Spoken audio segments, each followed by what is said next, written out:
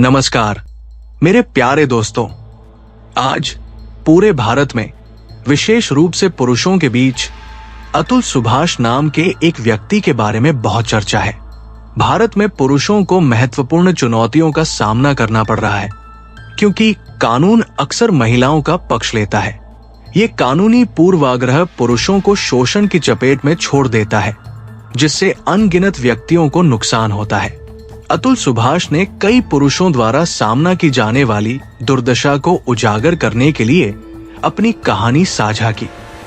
उन्होंने 40 पन्नों के पत्र और 90 मिनट के वीडियो में अपने अनुभवों को विस्तृत किया, जिसमें उन्होंने अपनी शादी में आने वाली कठिनाइयों के बारे में बताया। उनके अनुसार उनकी पत्नी ने उन पर अप्राकृतिक कृत्यों, शारीरिक शोषण और यहाँ तक कि उनके ससुर की मृत्यु सहित विभिन्न अपराधों का झूठा आरोप लगाया। इन आरोपों के कारण उनके खिलाफ 2 साल के भीतर 8 झूठे मामले दर्ज हुए। अतुल ने दावा किया कि इन कानूनी मुद्दों को हल करने के लिए उन्हें इस अवधि के दौरान बेंगलुरु से उत्तर प्रदेश के एक छोटे से शहर की 120 बार यात्रा करनी पड़ी।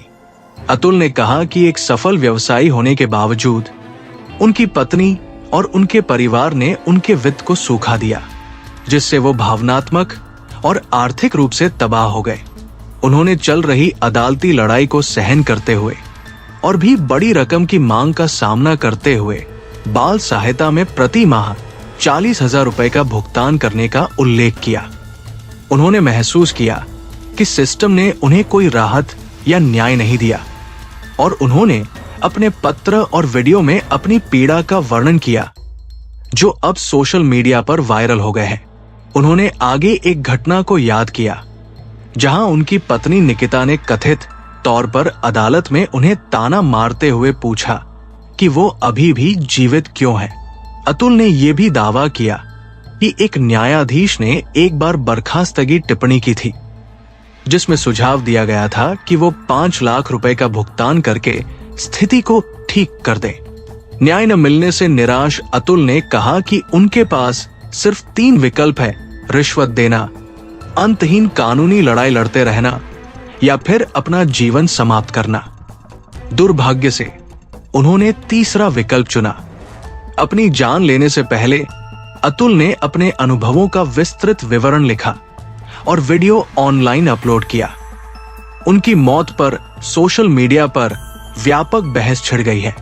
कई लोग उनके द्वारा वर्णित अन्याय से नाराज हैं, जबकि अन्य का तर्क है कि कहानी के दोनों पक्षों पर विचार किया जाना चाहिए। अतुल की पत्नी निकिता ने कहा है कि अदालत अंततः इस मामले का फैसला करेगी और वो किसी भी गलत काम से इनकार करती है। इस मामले ने इसी तरह की स्थितियों में पुरुषों द्वारा सामना की जाने वाली मानसिक स्वास्थ्य चुनौतियों पर ध्यान आकर्षित किया है।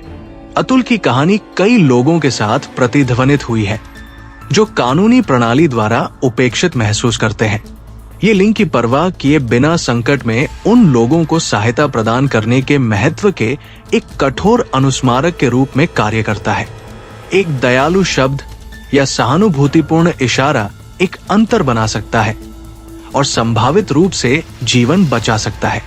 आइए याद रखें कि अवसाद अक्सर अनकहा हो जाता है और उन लोगों के लिए वहां रहना महत्वपूर्ण है जो चुपचाप संघर्ष कर रहे हैं।